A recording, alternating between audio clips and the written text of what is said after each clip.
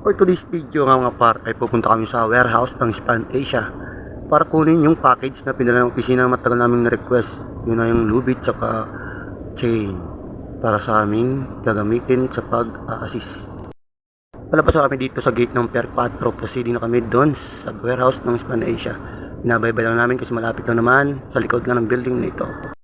Dito nga mga pare, malapit na kami sa likod lang ng truck nito. Nandiyan na yung pinto ng Span Asia mismo.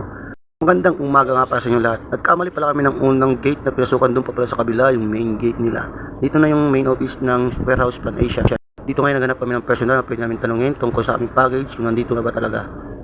Pinakita nga ni Kapitan yung resibo ng package namin at may pinuntahan na ng personnel at tinuro kung saan nakalagay yung mga kailangan namin kunin. Dito yung lubid mo pa, yung nauna pala yung kadena at saka shackle.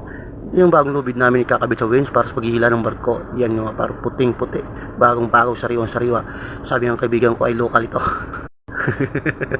Dito nga para hindi ko napakita kung paano namin at paano kami nahirapan baklasin ng lubid na ito. Dagdag pa ng mainit na panahon, talagang hirap na hirap kami kanina. Ay, nakuha na namin lubid sa kaninang ni-request.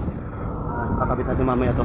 Pagkatapos nga ng mga parang ay bibigla kasi kami kay Danisa Isabel. Shout out sa old crew at saka kay Madam yung mahabang buhok dyan.